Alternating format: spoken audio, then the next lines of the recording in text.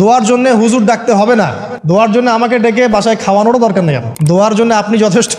নামাজে দাঁড়ান, নামাজের সেজদায় দোয়া করেন, নফল নামাজ পড়েন, নফল নামাজের সেজদায় দোয়া করেন, নামাজে পড়ে হাত তুলে দোয়া করেন, প্রয়োজনে নামাজে সালাম ফেরানোর আগে দোয়া করেন, যে কোনো ভালো কাজ করেছেন তারপর দোয়া করেন, ঠিক আছে? কোরআন তেলাওয়াত করলেন, দোয়া করেন, তাহাজ্জুদের ওয়াক্তে দোয়া করেন, বৃষ্টি পড়ছে তখন দোয়া করেন, ঠিক আছে? মানে দোয়া কবুলের মোমেন্ট, সময়গুলো, আজান হয়েছে, আজান ইকামতের মাঝখানে দোয়া করেন, এই যে এখন খুতবা হচ্ছে এই সময় দোয়া করেন, দোয়া কবুল হবে।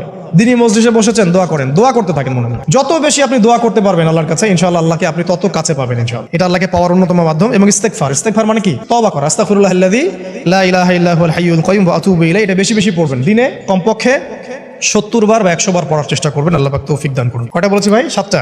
আচ্ছা, 8 নম্বর হচ্ছে সদকা করা। সদকা, দান সদকা আল্লাহর কাছে খুব বেশি পছন্দের। দান সদকা করার জন্য সম্পদ লাগে না, আমার কথা শুনেন। দান সদকা করার জন্য সম্পদ লাগে না, কলিজা লাগে, মন লাগে। বহু বড় বড় মানুষ আছে দান সদকা করতে পারে না, কোটিপতি, জাকাত দেয় না, আছে না? আর বহু গরিব মানুষ ভ্যান চালায়, কৃষি কাজ করে, দেখবেন 100 টাকা দান করে দিল। মন থাকতে হয়, মন, কলিজা বড় থাকতে হয়। তো যাদের কলিজা বড়, মন বড়, তারা দান সদকা করতে পারবে ইনশাআল্লাহ। আর যার মন বড়, সেখানেই তো আল্লাহর নূর আসবে। সংক্ষিপ্ত মনে কি, সংকীর্ণ মন আল্লাহর নূর কোথা থেকে আসবে? কথা বুঝতে পারেন নাই? তো দান সদকা বাড়ান। আপনি 1 টাকা দান করেন, 5 টাকা দান করেন, হালাল রিজিক থেকে 1 টাকা দান করেন, সেটা আল্লাহর কাছে অনেক বেশি পছন্দের। একটা হাদিসে নবী সাল্লাল্লাহু আলাইহি ওয়াসাল্লাম বলেছেন, হালাল উপার্জন থেকে আল্লাহর বান্দারা যখন একটা খেজুরও দান করে, আল্লাহ পাক সেই একটা খেজুরকে আস্তে আস্তে বড় করতে থাকেন, বড় করতে থাকেন, বড় করতে থাকেন। এটা এক পর্যায়ে পাহাড়ের সমান হয়ে যায়। এবং কিয়ামতের মাঠে মানুষ তার দান এবং সাদাকার যে ছায়া, এই ছায়ার নিচে অবস্থান করবে। আপনার বিপদ হয়েছে, দান সদকা করেন, বিপদ দূর হয়ে যাবে ইনশাআল্লাহ। জটিল কোনো রোগ হয়েছে, কোনো ডাক্তার ট্রিটমেন্ট করতে পারছে না, সদকা করেন, রোগ ভালো হয়ে যেতে পারে ইনশাআল্লাহ। সদকার ব্যাপক ফজিলত আছে। সাদাকা, দান সাদাকা, দোয়া, এগুলো তাকদিরের যে বিপদ আপদগুলো আছে না, ঝুলে আছে, আমাদের তাকদিরের বিপদ আছে না অনেক, এগুলোকেও সরিয়ে দিতে পারে। এই শক্তি আছে দোয়া এবং দান সদকার মধ্যে।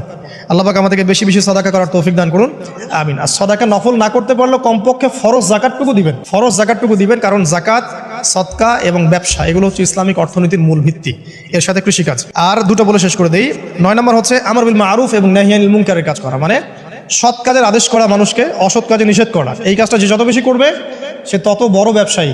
কারণ কি, আপনার দাওয়াতে, আপনার লেকচার শুনে, আপনার বই পড়ে, আপনার নসিহত শুনে যদি একটা মানুষও দিনের পথে ফিরে আসে, ওই একটা মানুষের সারা জীবনের যে নেক কাজ, এই সমস্ত নেক কাজের একটা অংশ আপনি পাবেন। আবার আপনি কাউকে অন্যায় থেকে বারণ করেছেন, আপনার দাওয়াত শুনে কেউ সিগারেট ছেড়ে দিয়েছে, মাদক ছেড়ে দিয়েছে, জেনা ছেড়ে দিয়েছে, পণ ছেড়ে দিয়েছে, বা হারাম সুদ ছেড়ে দিয়েছে, ওই মানুষটা এখন সারা জীবন যত ভালো কাজ করবে, এই পুরো ভালো কাজের একটা অংশ আপনি পাবেন ইনশাআল্লাহ।